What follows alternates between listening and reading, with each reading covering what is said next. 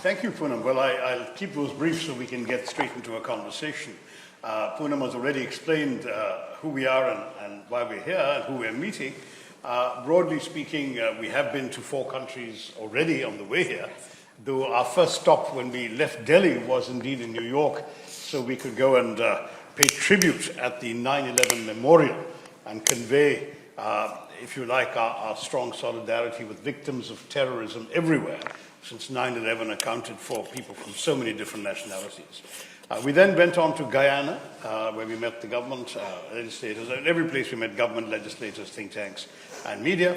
We went on from Guyana to Panama, from Panama to Colombia, from Colombia to Brazil, and here we are now with all of you.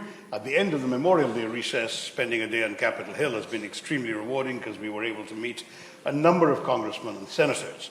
And in fact, we've just come from a meeting with half a dozen senators who came up and said hello, all of them associated with either the Foreign Relations Committee or the Intelligence Committee. So broadly, what we are seeking to do in every country is to explain our version of events, our experience of the last few weeks, to seek the solidarity and understanding of those we meet and speak to. And I'm very pleased to say that so far, our batting average is over 100. In other words, every single person we have met so far has immediately not only condemned resolutely the terrorist attack upon India and expressed their outrage and their sympathy, but they have also explicitly endorsed India's right to defend itself against terrorism. And this kind of understanding has been most welcome. We've had broader conversations everywhere because India is not going to be defined by one particular incident. We are a country with great ambitions for ourselves, for our people. We are focused on our economic development and our growth. We are focused on technology, on pharmaceuticals, and the whole range of activities that have marked us out as a significant player to be reckoned with in the world. And we're very happy to continue doing all of that. In fact, for us, this terrorist episode was a distraction.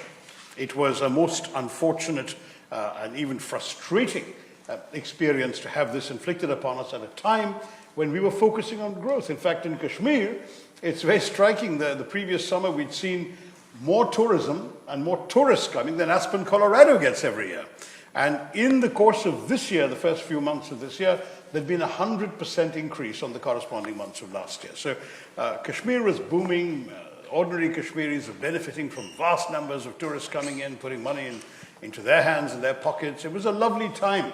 And here's this innocent group of holidays, tourists on a dappled meadow in Kashmir, being murdered in cold blood by people coming and asking their religion and shooting them between the eyes. It really was a sickening outrage. And the nation rose as one to support whatever the government chose to do, and what the government chose to do in the end was what most of us would have wanted. I myself wrote an op-ed 2 days after Pahalgam, which was headlined, "Hit Hard, Hit Smart." And that's exactly what the government did. It hit hard, but it hit smart. It started off making a very clear signal this is only about retribution for terrorism. That is, hit only the 9 bases of established, known terror organizations listed on the US State Department's terror designate list, listed on the United Nations Terrorism Sanctions Committee, the 1267 Committee's list of designated terrorists, and we only hit those. The government publicly announced and told the Pakistanis to, we have not hit any Pakistan government sites, we haven't hit any Pakistan civilian sites, we haven't hit any military sites either. We've just hit terrorist infrastructure. And as far as we're concerned, that's it, we're done. Pakistan chose to retaliate in the most indiscriminate and irresponsible fashion, shelling civilian areas, hitting Sikh Gurdwara, hitting the convent of the Carmelites of Mother Mary in Poonch, killing people in their homes, on the streets, 19 people killed, 59 hospitalized with grave injuries. This was obviously something we had to respond to, and every time Pakistan hit, we hit back. But each time, if you were to go back and look at the briefings the government gave each morning, the message was very clear. We are hitting them because they're hitting us. If they stop, we'll stop. And after 88 hours, the Pakistani Director General of Military Operations reached out to his Indian counterpart and said, let's call it off, and we called it off. We had no desire to persist with this war, because, as I said, we have better things to do. It's just a tragic situation that has been needlessly inflicted upon us. And I say to all of you, when we seek understanding for what we've done, it's not in a warlike spirit. We're very conscious we are the heirs of Mahatma Gandhi, a legacy of ahimsa and non-violence. But we will also honor his advice to stay firm, to live without fear, to have the self-respect, never to bow down, never to surrender to this kind of terrorism. And we are going to continue. If they continue, we will continue. If they will let things alone, we will let things alone. Because we have, as I said, a very clear focus on our own development. I think I'll leave it there, not because I have no more to say, there's plenty to say, but I would rather respond to your questions, and my colleagues are also ready to add their words to these remarks of mine when you have questions for them. All right. The floor is yours. We have questions that have been submitted in advance. Yeah. And if the audience has more, they can pass them forward as well. Sure. You'll pass the questions forward. Right. Okay. So one question that we've gotten from several members of the press is why the name Operation Sindur? Right. If you could just briefly address that for those who are not familiar. Right. Well, Operation Sindur, actually, I thought was a brilliantly chosen name. The Sindur, in case some Americans obviously don't know about this, is a vermilion mark that is applied to the center of the forehead of married women in the Hindu tradition. It's widely practiced. Some non-Hindus do it too, but more for decorative purposes. But strictly speaking, the Sindur is applied at the time of the marriage ceremony and is worn every day thereafter by married women. So we were very conscious that these brutal terrorists, who, by the way, shot men in front of their wives and children, but spared the women. And when the one wife screamed out, "Kill me too," she was told, "No, you go back and tell them what we've done." That was why the women were spared. It was a horrendous act. But that Sindur had essentially been wiped off the foreheads of 26 Indian women, or 26, I was going to say Hindu women, but one of them actually was a Christian. But the Sindur had been wiped off the rest by these terrorist actions. And so we wanted, first of all, to avenge that act of wiping off the Sindur. But secondly, it's no accident that the color of the Sindur is that bright vermilion red, which is not far from the color of blood. And in many ways, there is a Hindi expression that the khoon ka badla khoon, here sindur ka badla khoon hoga, that is blood in response to what they've done to the Sindur. All right, Ambassador Sandhu, there's a question for you. Given your experience in Washington, how would you assess the U.S. administration's current position on the India-Pakistan standoff? Has there been a shift in tone or policy from previous administrations? So I would give three aspects which the American policy and larger population needs to keep in mind. First is the terrorist attack. As our leader just mentioned, that this was a thought out, a focused operation, essentially on the terrorists and terrorist type. Kindly look at all those terrorists and terrorist organizations. Are they friends of the United States? And what kind of poison they spread about the United States? Number two, there is a very clear strategic geopolitical angle there. I think one of the biggest neighbors of India is very much involved. And I think that has a certain clarity in the United States. I'm sure you understand who I am, what I am meaning. The third part, I would say, especially to the audience in the United States, is the democratic angle, the democracy. You know what kind of elections were held, the threats which the army in Pakistan has been facing. And in order to surmount those, this is being utilized ranks are being given, other challenges, especially the democracy part, is being put behind. So I think any American policy framer, when he looks at these three aspects, I think the choice is very clear. And do keep in mind that these are the same terrorists who have threatened the United States in the past, and you have just witnessed terrorism here and can do it in the future too. So actually, India is fighting the battle on behalf of the world, especially the United States too. Daniel, if I may come in? Sure. I said to Dr. Tharoor that being in America is my alma mater.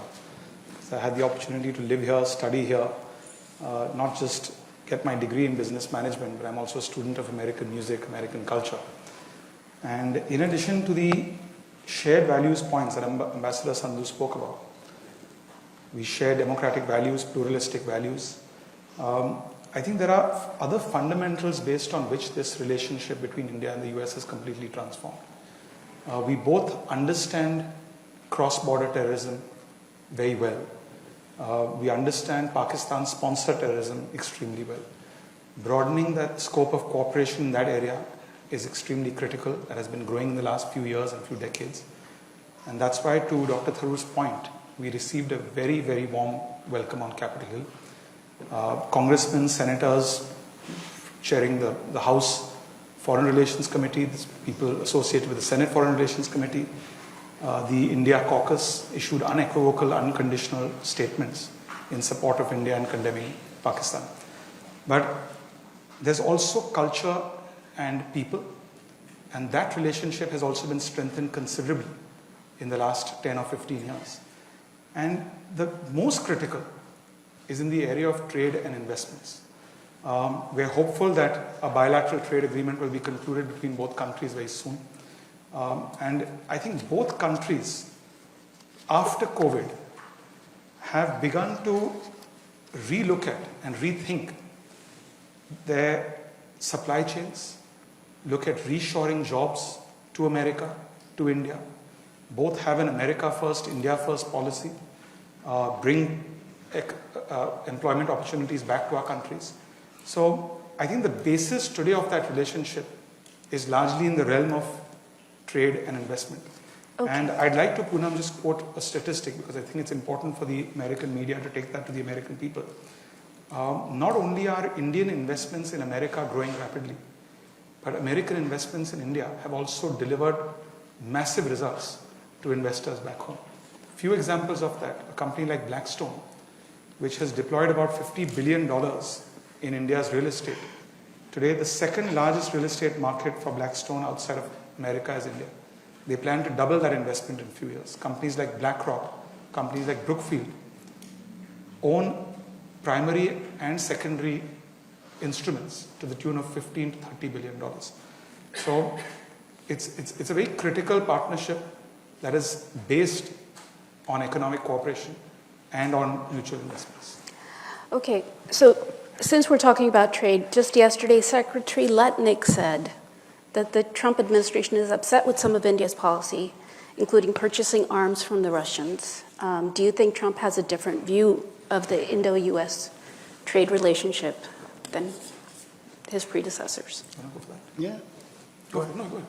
No, I mean, as far as I'm aware, this may not be an entirely, shall we say, up-to-date answer because I'm not involved in none of us is involved in the trade talks, but we have actually seen a steady change in the pattern of dependence on certain weapon suppliers. Historically, yes, we were major suppliers of Russian equipment. We still need a lot of Russian spare parts and so on, but it's come down a lot from the peak.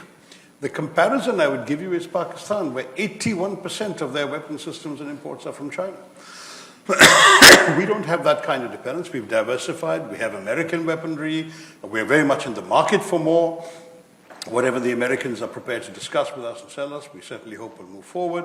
We've got French weapons, we have French aircraft, we've also got a lot of Israeli equipment. So we're diversifying. It's not that we are particularly dependent on weapons from any one country, though there was a time when this comment may have been true, that is, that we were overly dependent on the Russian weapons in the days of the Soviet Union particularly. I don't think that's an accurate portrayal of the situation today. Okay. Well, you mentioned aircraft, and the question in a lot of people's minds is how many aircraft did India lose? We do know that there was some loss of aircraft, but not how many in this latest conflict. We're not military folks, and our military are the only ones who really keep track of all of these things. But, you know, I think the important message that came out was, whatever may or may not have happened in the course of a conflict, neither side, by the way, talks about losses very much. And that's partially because you know very well that operational details are very closely held with the senior military people.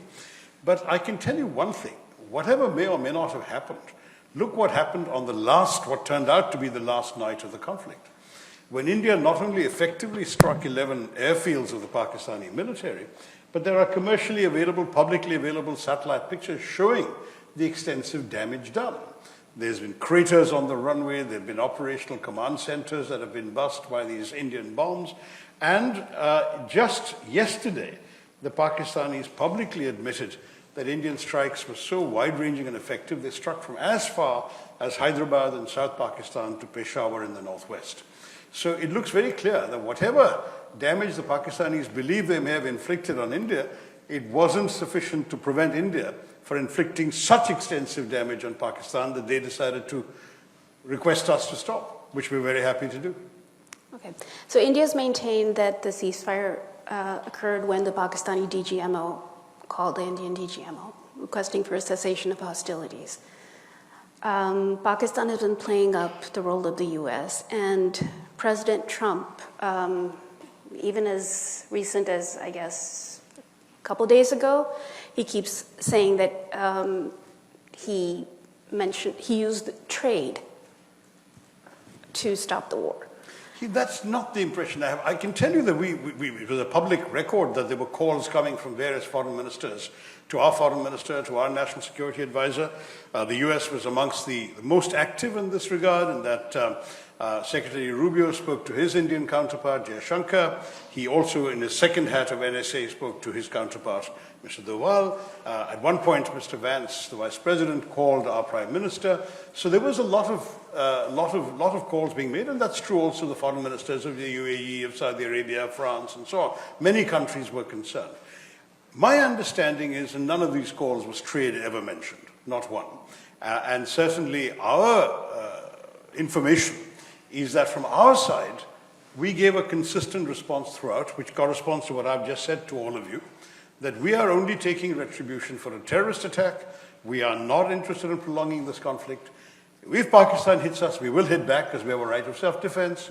If Pakistan stops, we'll stop. So we didn't need persuading to stop. And that message was given regularly to everybody else who called. I know that some of this was actually out on the sort of Twitter timeline of our foreign minister. So it was an open thing that we're talking to people and letting them know we're ready to call this off anytime the others do. And the others were the ones who were prolonging it. Only Pakistan had one foot on the escalatory ladder, not India. In every case, they initiated, we retaliated. When they stopped, we stopped. That's the way that it came to an end. So critics argue that India hasn't presented enough concrete evidence to the international community regarding Pakistan's role in the Pahalgam attack, and as per the Indian government, the success of Operation Sindur as well. How would you respond to that? Mr. Suri, would you like to take that question? Poonam, I think this is not the first time that Pakistan has orchestrated an attack against India and claimed to not have any role in it. The very first attack that they orchestrated was right after independence, 1947. They sent Pakistani armed military men, and they said it was Pakistani raiders who went. They said, we have nothing to do with it. But then it was the Pakistani army. This was not the first time. Even in 1998, Kargil, it was again Pakistani military which was directly involved in the aggression. But they again claimed no responsibility. So much so that when the soldiers were, the bodies of the soldiers were retrieved, they were not ready to take them back. Can you expect, I mean, is there any other country in the world that would do that? Pathankot, we invited them to conduct a joint operation in one of our air bases, 2611 in the city of Mumbai.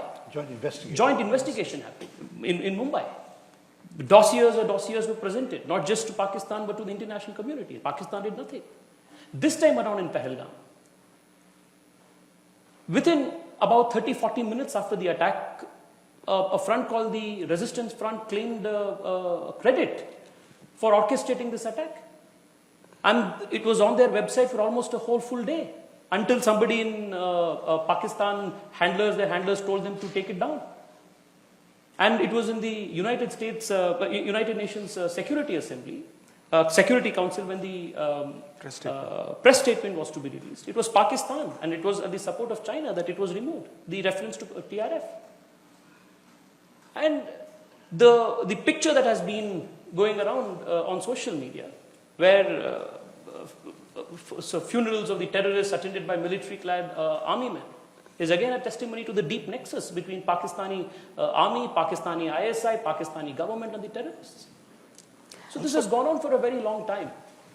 And I just want to, on the objective that we had set out to achieve. The first attack was with respect to the 9 terrorist bases. All the 9 terrorist bases that were attacked are on the UNSC 1267 list. It was not that India came up with a fictitious list. And the attacks on the 10th, 2 things prove India's capability. One, there are multiple satellite images available in public domain. Right, and we've that covered... has been accepted. And the fact that the Pakistani DGMO called the Indian DGMO, his counterpart, and requested for a ceasefire is further proof.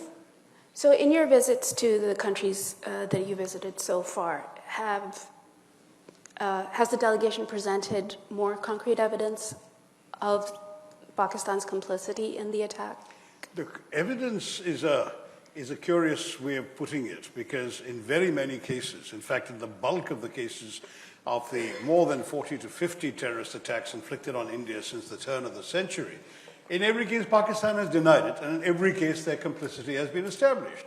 Denial is standard fare for them. So you found Mumbai, 2008, where 170 people, including many American citizens, were killed in 5 locations in Mumbai. What happened? The Pakistanis said it wasn't them. Immediately, one of the killers was captured alive, and he turned out not only to be Pakistani, his family, his address, where he was trained, who trained him, everything was out there. You had the chilling recordings taken by Western intelligence agencies as well as Indian ones, of the voice of the Pakistani handler giving minute-by-minute instructions to the killers in Mumbai to continue killing.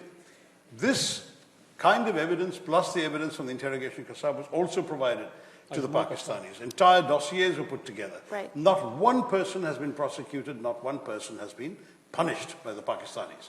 The US, using the same evidence, has jailed David Coleman Headley for planning and plotting this attack, and Tahawoor Rana has been extradited to India, who is a Chicago-based conspirator in this particular thing. So we are showing you that despite the collection of evidence, there is actually no corrective action.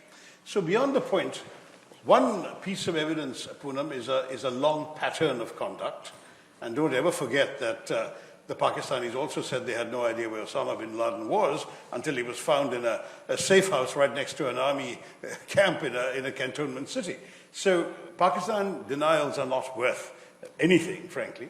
Second is that the Resistance Front is a known proxy for the LET, the Lashkar-e-Toiba, headquartered in Pakistan. And the TRF evidence was given first, not just for this thing, but for their activities, was given first to the UN committee by India in December of 2023. So we've had repeated attempts, 4 attempts, to get the TRF listed. The fact that the TRF then claimed credit for this grotesque attack and did so in less than an hour after it took place when most of the world didn't even know it had happened, shows their complicity. And third, frankly, our intelligence agencies don't unleash the Indian army or the Indian military without serious work. They have done their bit, and they have identified with names and photographs 4 of the 5 killers, 2 of whom are Pakistani, and 2 of whom were known to be locals who had gone to Pakistan for training 10 years ago and who clearly came back. So we are 100% sure we have the evidence we need. Those kinds of classified evidence that will not be shared with the public, I'm sure. No, not with the public, but with the intelligence agencies of friendly countries, I'm sure there's been some conversation. But Poonam, can I answer a Sure. specific question? You asked us whether the countries we visited have brought this up. Firstly, nobody will bring it up because, as Dr. Tharoor mentioned, Pakistan has no international credibility. And the first response we received from anyone we've met, from Guyana to the United States, is that we understand Pakistan is a, if you want to call it a rogue state, a banana republic. And people very clearly understand that India has nothing to gain by responding to Pakistan unless there's credible evidence. That's right. So that point is a very critical point. That's why when you ask this question, I sometimes wonder who would be asking us to prove something against Pakistan when the whole world knows that. All right, from Osama bin Laden to 2611 to being a terror haven. People understand India has a lot going for it. People understand both countries attained independence around the same time. Pakistan is today a failed state. It's dependent on IMF bailouts. India is the 4th largest economy in the world. It's growing at 6.5%. We have nothing to gain by engaging with Pakistan. All right, thank you, Mr. Dare. I just want to keep moving to, because we have so many questions from journalists here. So David Brunstrom from Reuters, what role has the U.S. played in encouraging talks between India and Pakistan? I think the U.S. has understood for some time now that India has a very clear position that there will be no talks with a gun pointed at our head. It's not that we can't talk to Pakistan. I was joking the other day, we can speak all the languages they can speak. And we're very happy to dialogue with them in any of those languages. The problem is we will not dialogue with people who are pointing a gun at our heads. I mean, frankly, if your neighbor unleashes his Rottweilers to bite your children, and in fact to do worse to your children, and then says, let's talk. You think you're going to talk to him until he either unleashes those Rottweilers or locks them up in a kennel or puts them to sleep? It's as simple as that. You're not going to talk to people who are pointing guns at your temples. It's not going to happen. We have another question from Sriram Lakshman of The Hindu. What concrete outcomes have been agreed upon or do you expect will be agreed upon from this visit in terms of U.S. actions with regard to Pakistan? Forgive me. May I look at that? I seem to have a slight audibility problem here with what concrete outcomes have been agreed upon, I see. We aren't really here to negotiate outcomes. That's the job of the government. Our job is to enhance understanding, to clarify our position and to explain if there are any questions or misapprehensions on the part of our interlocutors. We'll be very happy to address them. There wasn't a specific seek on our part beyond that. It's not that we've come here saying, would you do this for us? That's not what this is all about. And that's true, by the way, of every country we've been to. We're just saying, this is our position, we want you to understand, and if you have any questions, we'll answer them, but that's it. We're not asking them to do anything other than to understand our point of view, to express their solidarity, and to stand with us if it happens again. I mean, we have no illusions. These buildings we've destroyed in the terror camps can be built again, 6 months, 9 months, who knows? The problem is, if they think they can keep doing this to us, they've got another thing coming, because we are not going to take it. If they hit us, we will hit them back. And we want the world to understand not only what just happened, but what could happen again if Pakistan does not control these elements on its soil. Ambassador Sadhu, what further diplomatic or economic actions does India plan to take through institutions like the United Nations or the Financial Action Task Force? I think there's already been public statements on that. I think most important aspect is for the entire world community to understand and urge the Pakistan leadership to move away from terrorism as part of its policy. Whatever actions need to be taken or convincing needs to be done by whoever is speaking to the leadership, since you have a parliamentary delegation from there, or whatever parliament is there, I think that needs to be told to them that it is time to come back to the Committee of Nations and look at the relationship between the United States and India. It has transformed into a partnership. You talk about healthcare, affordable healthcare. India plays an important role. Go to the CVS pharmacy and you will see. Talk about the energy partnership. Talk about IT, digital, the new emerging technologies, education.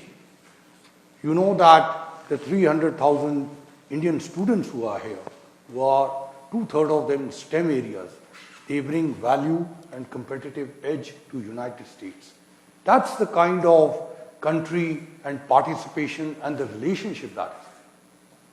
I think everybody needs to urge the Pakistan government to move towards that, not towards using terrorists and terrorism. We're also very happy, I think, all of us as a delegation, that the Axiom space shuttle, which will be going to the International Space Station, Yes. the second in command, the pilot, is an Indian Air Force pilot. And to Mr. Sandhu's point, that's what we want to export. We want to export culture, we want to export engineers, we want to export technology, and that's what we really bring to the world. It's unfortunate that a young politician from Pakistan, who should be spending more of his time in fixing his own country, is in the US defending some of those who may be responsible for assassinating his mother. So that's the reality and that's the difference. We have, sorry. Yeah, no, I just wanted to add something to the previous question. You keep talking, and we hear this a lot from people who are well-meaning. And why don't you talk to the Pakistan? Who do we talk to? See, it's not that we haven't tried this before. We've talked to them many times. And there was a period between 2003 and 2008 where we were talking both publicly, privately, and through a famous back channel, famous later, between a special envoy of the Prime Minister of India and the general running Pakistan, General Musharraf. With all of this, in 2008, we had a very, very pro-peace government in Pakistan, led by President Zardari. His foreign minister, Shah Mahmood Qureshi, was in Delhi to sign a generously liberalized visa agreement with India when the terrorists struck in 26/11. So we're discovering the people we talk to are either unable or unwilling to control the elements who are hurting us. So if you have talking to a civilian government, and the civilian government doesn't even know that the military is up to sending and dispatching terrorists across the border to kill us, who do we talk to? Why should we talk? Okay. Our next question is from Paul Beckett, who's a National Press Club member, and he spent a decade as the Wall Street Journal's South Asia Bureau Chief and Asia Editor. He's asked, how much was India's military response designed to send a message to China, which supports Pakistan, about the capabilities of the Indian military? What was India's? How much was India's military response designed to send a message to China, which supports Pakistan? I wouldn't speculate on the intentions. Our response was to hit the enemy that was hitting us, which happened to be Pakistan. The fact that they were using Chinese weapons and we were bypassing some of the Chinese radar defenses and the famous sort of Chinese network system, where apparently the Chinese system is that they lock into the other side's aircraft. The radar immediately sends a signal to the plane that sends an immediate launch instruction to the missile. It all comes, and that's supposed to be the great sort of Chinese kill chain we read about in the newspapers. So I don't think that when India decided to bypass some of those threats and hit the airfields it did on the 9th, 10th night, I don't think they were worrying about who gets the message. They wanted to make sure that the Pakistanis got the message and they got the rough end of what we were sending them, which they did. And frankly, I think many of us feel very proud of our defense forces for having done this. I think those whose job it is to study comparative weapon systems, which is not our preoccupation, they can draw conclusions for themselves. But I do believe that what happened on the night of the 9th, 10th speaks for itself, and even more so, the immediate reaction of the Pakistanis the next morning to call off the conflict also speaks very vividly for itself. And maybe that's the message the Chinese will have to look at. But I don't want to speculate about China. Also, not to forget how the stock market performed.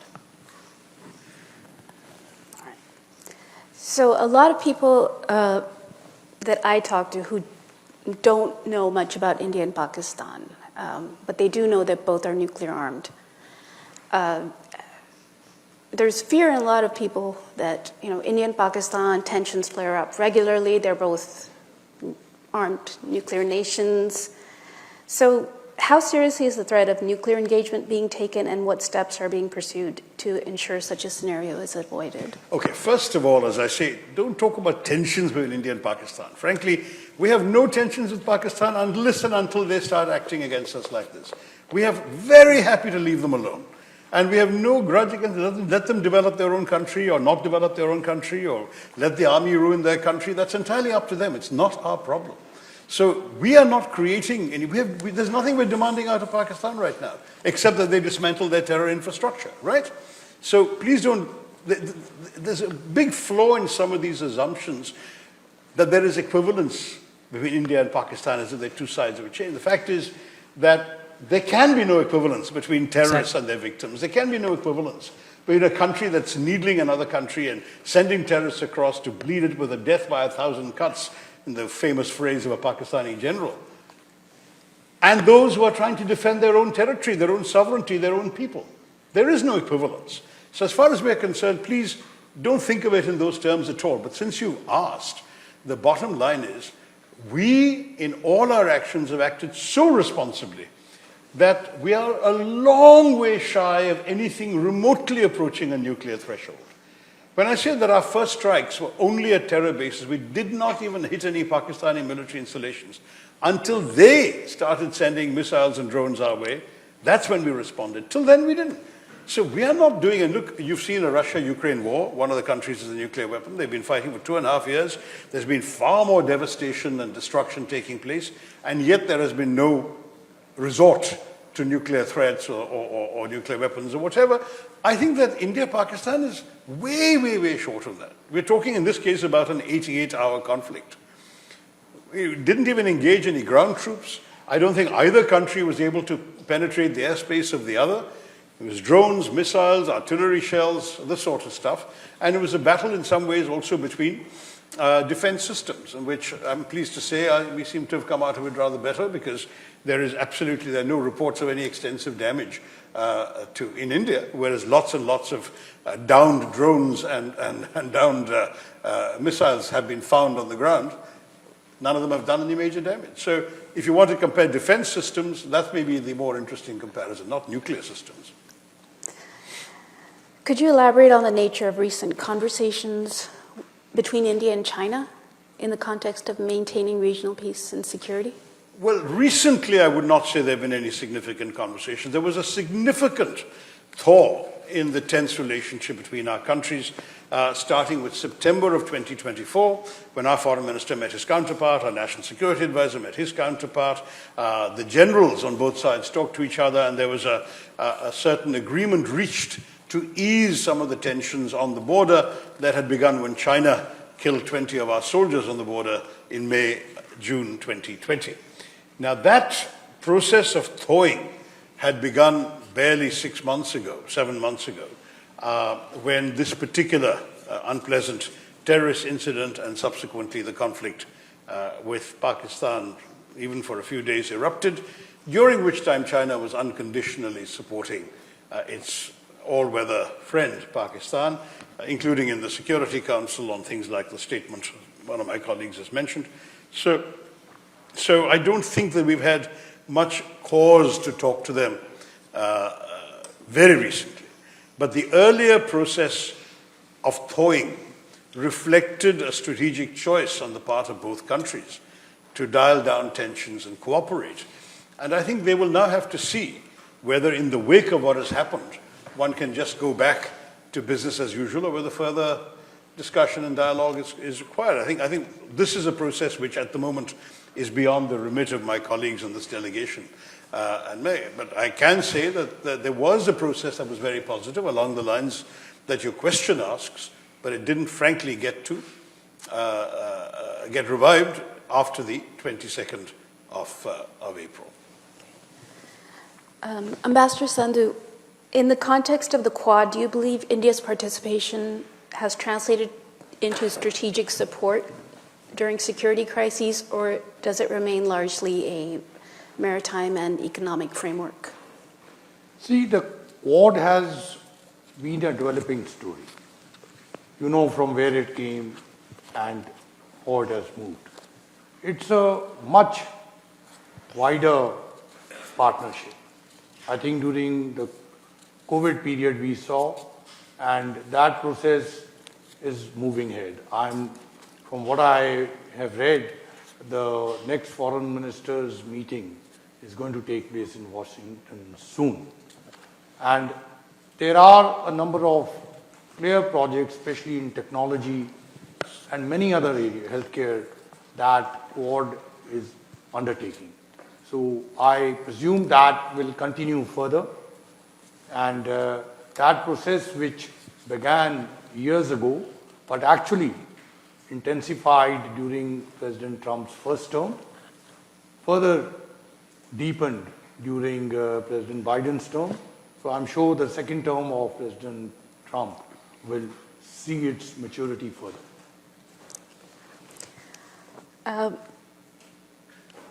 Again, related to Operation Sindur, but related to press freedom. In the case of Operation Sindur, a 19-year-old student who wrote a social media post was first suspended and then arrested, even though she removed her post and apologized, prompting the High Court in Bombay to describe her detainment as absolutely shocking, according to the Hindustan Times. What does that tell us about the state of free speech in India today? Who are you asking this question to? Mr. Dera, would you like to take that? Well, I don't know if we have a system that the courts work, and unlike other countries, if a state government has engaged in a wrongful arrest, somebody can take recourse from the courts. So, I mean, look, we are the largest democracy, we are the most diverse democracy, and we are a federal structure where our judiciary works. So, I think that we've got everything going for us. And if you compare what the scenario looks like around the neighborhood, we are really truly the most vibrant democracy. So, Dr. Tharoor, why is it so tough to sell India as a victim of terror to the West? For most Westerners, it's a basic understanding that their government will stand against terrorism. So what's the missing link here? The fact that India had to send 7 delegations after the operation says a lot about how India has failed on building consensus on a topic like terrorism. That's an interesting way of seeing it, because our experience in our meetings has not implied any lack of credibility or any non-receptivity to our message at all. So had your question been well grounded, we would have probably had some pushback or some skepticism or some negativism even, but we didn't. And we're talking about fairly wide range of countries. I mean, I realize that Guyana is not the United States, and that you know, Panama or Colombia or Brazil all have independent characters, but in every country we've encountered government officials, legislators, think tankers, and media, and of course members of the general public. And I can't think of a single example, can you, where we had any skepticism, any difficulty selling the message. Some of the details we were giving them opened their eyes, but some of the, I mean, not one person said, we don't really believe this, or we think you're spinning a yarn or whatever. This is why Pakistan is now following in our wake to say we are also victims of terrorism. But if I can quote a former American Secretary of State who famously said, well, you can't breed vipers in your backyard and expect it to bite only your neighbors. That's what the Pakistanis did, sadly.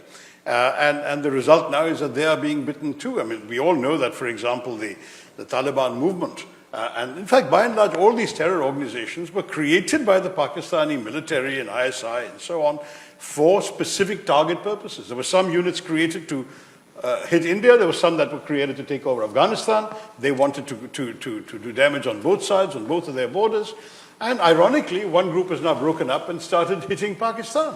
the so-called Tehreek-e-Taliban Pakistan is an offshoot of a terror movement initially incubated by Pakistan that's turned against its masters, just as Dr. Frankenstein discovered. You build a monster, you can't control it. That's what's happened to Pakistan. So, In fact, this morning, in fact, our meetings on the Hill, in private and in public, congressmen and senators were very clear in supporting our stand. And so as I said, the point of credibility, forget about the point of credibility, the point of you did the right thing, you have every right to defend yourself, as do we. So that's all we've encountered in these 5 countries. There are two consistent themes that have come out in all of our meetings. And yesterday I was talking to a couple of MPs who were part of the other delegations, including in Islamic countries. Two consistent themes. One, they're unequivocally in support of India and India's position against zero tolerance for terrorism and our counter-terrorism measures. Second, every single country that we spoke to is extremely enthusiastic about engaging with India in a multiple other aspects. What can they engage with Pakistan? They want to do trade with India. They want to do technology with India. Countries like Guyana said, we are an extraordinary friend of India. Indian companies need to show more initiative to come here and help us out. Panama, I still remember, even while we were exiting the office of the president of Panama, he said, when will you be bringing the IIT to Panama? The same thing was with Brazil, from agro-technology to yoga, Ayurveda, harnessing India's digital stack. Every country is keen to do business with India, to talk trade with India, to talk future with India, because we bring a multi-dimensional value addition to the world. So, Ambassador Sandhu, and to all of you, basically, we always get, voices of support, like, whenever something terrible happens in India. But it doesn't go much beyond that. I mean, the Mumbai attacks, the killers still roam free. Although when Prime Minister Modi was here in the joint statement, India and US always say that, we need justice for the Mumbai attacks, in which 6 US citizens also died. Again, when Prime Minister Modi was here earlier this year, there was a joint statement. But it doesn't translate into any real pressure on Pakistan. There's no movement. So I think what you are alluding to is something which should make everybody in the United States stand up. That terrorism, which is hitting everyone, including the United States. And look at the thread of most of the terrorist activities from here. Right from the shooting outside the CIA in the late 90s to now. Some thread comes from Pakistan. And you were talking about the trade. What is the biggest export which Pakistan has today? Terrorism. Is that the focus they are going to go towards? So it's time that United States and other countries, when the leadership comes here, and that's why I mentioned Mr. Bhutto should be looking very seriously at curbing terrorism in Pakistan, if he can. If the Field Marshal allows him, or maybe tomorrow Super Field Marshal. Look, what is very important, you also asked another question, that were we sending a message to China? No, we were sending a message to the terrorists, to terrorism as a policy.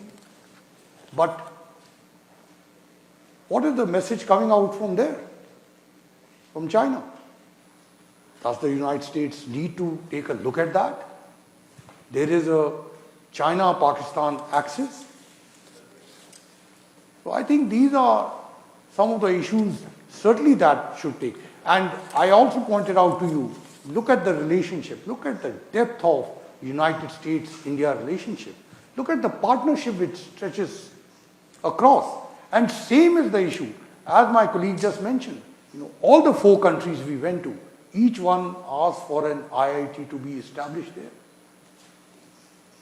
That's towards which you need to urge Mr. Bhutto to take his country towards, since his father is the president of the country. Just to add to what Ambassador said, in 1996, India proposed the CCIT, the Comprehensive Convention on International Terrorism in the United Nations. We were the country that sponsored this idea.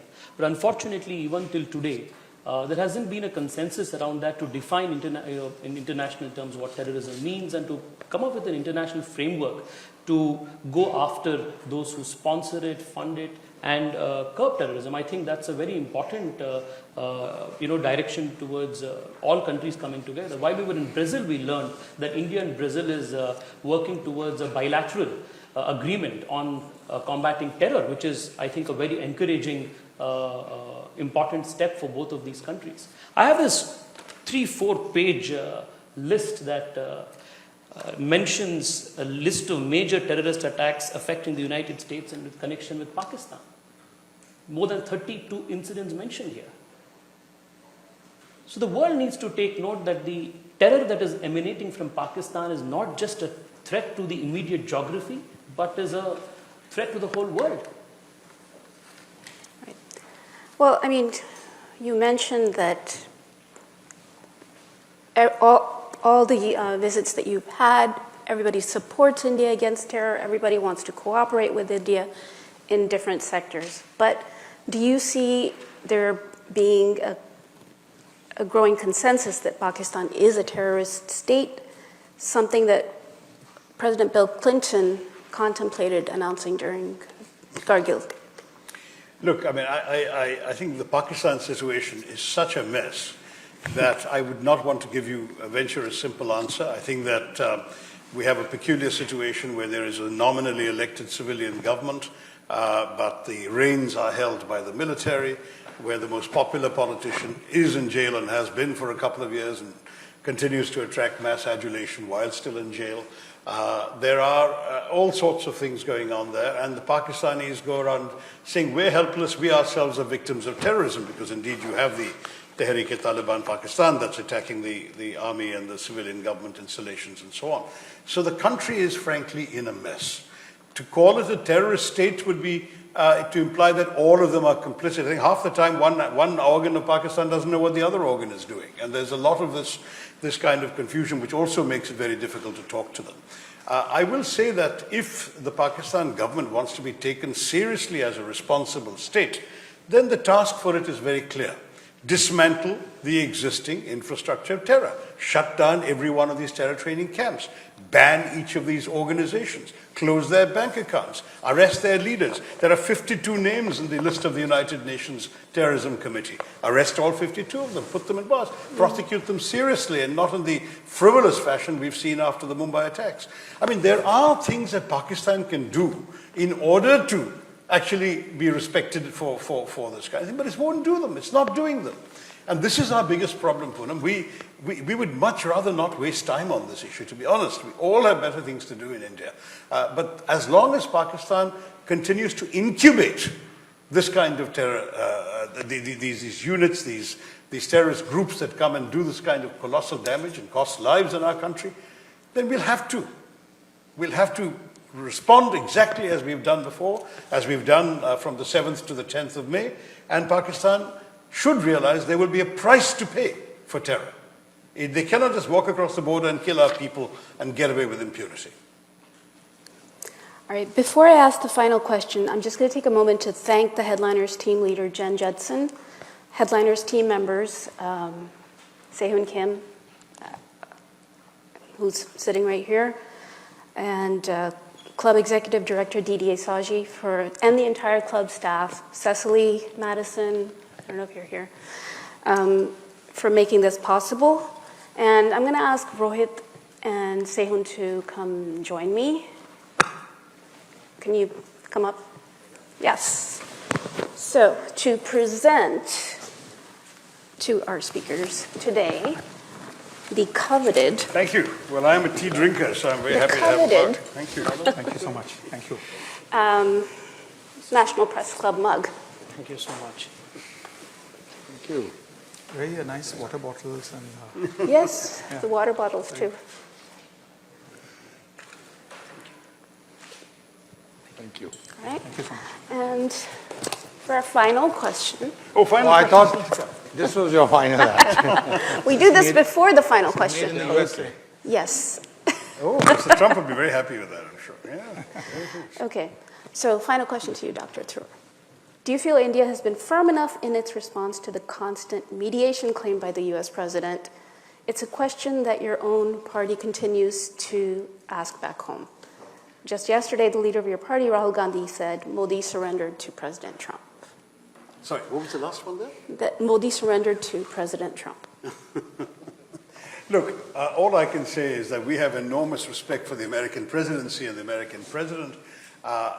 All we can say for ourselves is that we have never particularly wanted to ask anyone to mediate. As I said, we have no real difficulty in speaking the same language as the Pakistanis. As long as they use the language of terrorism, we will use the language of force, and that doesn't require a third party. If, on the other hand, they were to dismantle the infrastructure of terrorism, we can talk to them.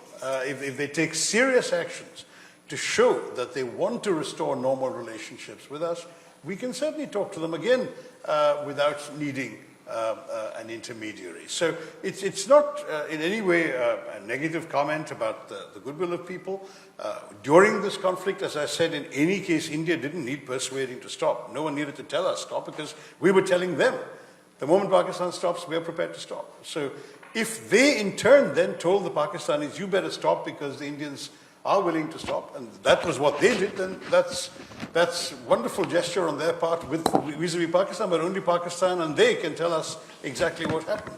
With us, all we can say is that we know in our conversations some of these things didn't come up. But I want to say this in a very constructive spirit. We have an enormous respect for the US, and we have a much more important, valuable, strategic partnership with Washington that we wouldn't want to jeopardize over a matter of detail. We are interested, we've been talking at the moment about a number of areas of cooperation. We're interested in enhancing all of that. So small matters can go by and we can focus on tomorrow. As far as the political question is concerned, I would just like to express my admiration for Dr. Tharoor, who I have known for a long time. He always puts country before party. Absolutely.